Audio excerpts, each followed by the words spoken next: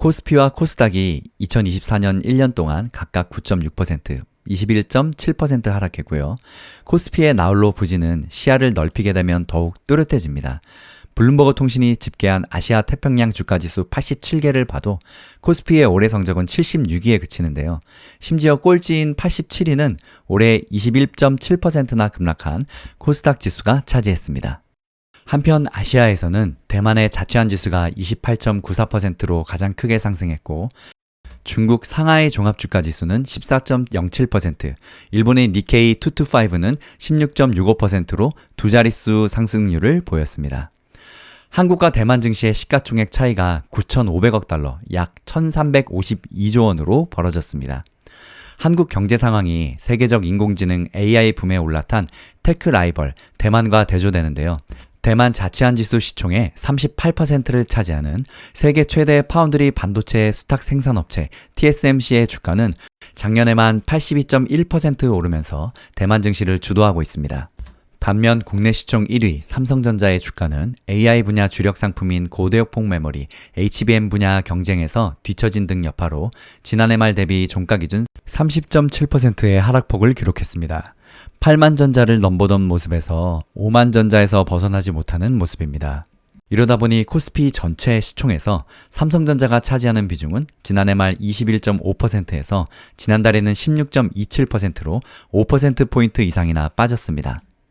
2024년 12월 30일 기준 코스피와 코스닥의 시가총액은 각각 1963조 3290억 원과 340조 1450억 원이었는데요.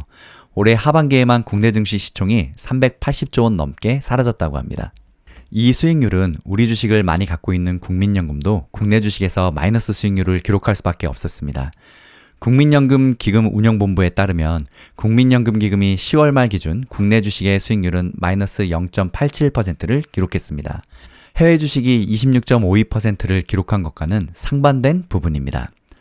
주식 투자에서 가장 중요한 수익률에서 국내와 해외의 투자 수익률이 너무나도 큰 차이가 나기 때문에 투자를 해외인 미국 주식으로 돌리는 것은 어쩌면 당연한 결과일지도 모릅니다.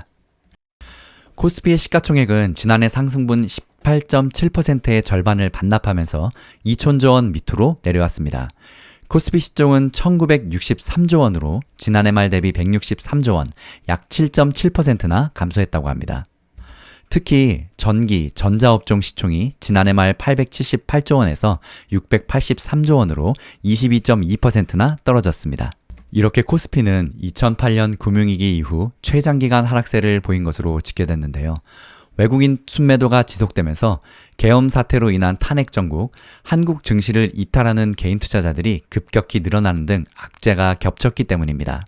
코스피는 작년에 상고 하저 흐름이 뚜렷하게 나타났습니다. 상반기에 밸류업 프로그램에 대한 기대감과 외국인 매수세 유입 등으로 상승세를 보이면서 7월 11일 연고점인 2891에 도달하기도 했었는데요. 그러나 8월 이후 경기 침체 우려, 트럼프 트레이드, 그리고 정치적인 불확실성 등으로 하락하게 됐습니다. 이렇게 작년에 코스피 등락률은 상반기 5.4%를 기록하며 G20과 대만을 합친 21개의 국가 중에 12위를 차지했습니다. 그러나 하반기 들어서 14%의 하락률을 기록하며 순위는 전체 20위까지 떨어졌습니다. 가장 큰 하락의 이유는 외국인이 하반기에 코스피에서 자금을 빼냈기 때문입니다. 이렇게 외국인들은 작년 7월까지 24조 1000억 원을 순매수했지만 8월 순매도로 전환한 후 연말까지 총 22조 8천억 원을 순매도했습니다.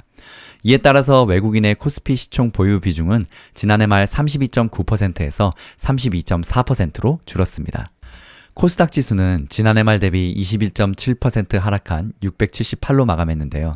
이로써 코스닥도 지난해 상승분 27.6%를 대부분 다 반납하게 됐습니다. 또한 시총은 올해 말 340조 원으로 전년 말 대비 92조 원이나 감소한 마이너스 21.2%에 달했습니다. 여기에 악재는 환율까지 더해지는데요. 시장 전문가 10명 중에 8명은 올해 원달러 환율이 1,450원 이상을 찍는 극심한 원화 약세가 장기화될 것으로 내다봤습니다. 이렇게 환율로 인해서 외국인의 한국 증시 이탈이 계속될 수 있다는 전망도 나왔습니다. 머니투데이가 증권사, 자산운용사 등 금융투자업계에 종사하는 투자 전문가 170명을 대상으로 지난해 12월 5일부터 15일까지 설문조사한 결과 올해 원달러 환율 고점을 1,450원으로 예상한 응답자가 102명, 약 60% 정도에 달했습니다. 설문 마감 이후인 지난해 12월 27일에는 원달러 환율이 1,480원을 찍기도 했던 상황이어서 원화 약세 흐름은 예상보다 빨리 찾아왔다는 분석입니다. 하지만 1,500원 이상으로 예상한 응답자도 31명이나 달했는데요. 이 수치는 무려 18.24%에 달합니다. 1,450원에서 1,500원 이상을 예상한 비율이 78.24%였습니다. 여기에 올해 말 미국 기준금리가 4.5%에 대한 시각은 대체로 금리 추가 인하 전망이 많았는데요. 다만 인하폭에 대한 시각은 엇갈렸습니다. 기준금리 상단이 3.5%라는 응답자가 44명으로 가장 많았고 3.75%를 예상한 경우도 41명이었습니다. 금리를 각각 한 차례와 두 차례 내리는 것에 해당하는 29명, 35명 전망도 나왔습니다. 여기에 환율 상승 압박을 더할 우리나라 금리 예측도 나왔는데요. 우리나라의 금리 기준이 올해 말까지 두 차례 인하해서 2.5%까지 낮출 것이라는 응답자가 84명으로 가장 많았습니다. 이렇게 증시 전문가가 대다수들은 올해 한국 주식보다 해외 주식과 가상자산 시장을 우호적으로 전망하는 것으로 나타났습니다. 코스피는 올해도 박스권에 머물 것이라는 의견이 대부분인 반면 해외 주식과 비트코인은 추가 상승 여력이 충분하다는 시각이 우세한 상황이라고 합니다. 올해 국내 증시 전망을 부정적으로 본 이유로 가장 많은 응답자들이 트럼프 리스크를 꼽았고 정치적 불확실성이라고 답한 응답자도 많았습니다. 반면 해외 주식과 가상자산에 대해서는 긍정적인 시각이었는데요. 여유 자금을 어디에 투자하겠냐는 질문에 61.2%의 응답자들은 해외 주식을 선택했고 비트코인 등 가상자산도 37.1%로 그 뒤를 이었습니다.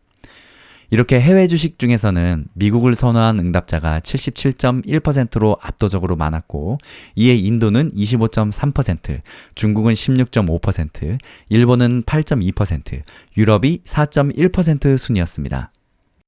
전문가들이 선호하는 금융상품 역시 해외 주식 지수형이 44.7%로 가장 많았고 해외 주식 고배당 월배당이 41.8%, 해외 주식 테마형이 37.6% 등으로 뒤를 이었습니다.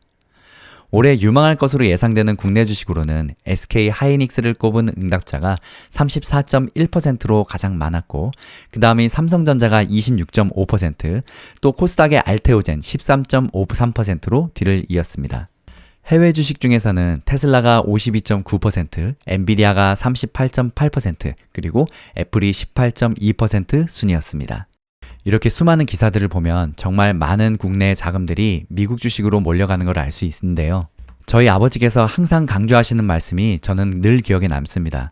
이렇게 최고치권에서 요즘 계속 아슬아슬하게 줄타기를 하고 있는 미국 주식, 너무 투자가 늦은 건 아닐까? 지금 들어가도 될까? 라는 말을 계속 하고 있는데 미국 주식이 어차피 우상향할 것이라는 믿음이 있다면 지금도 늦지 않았을 거라고 생각합니다.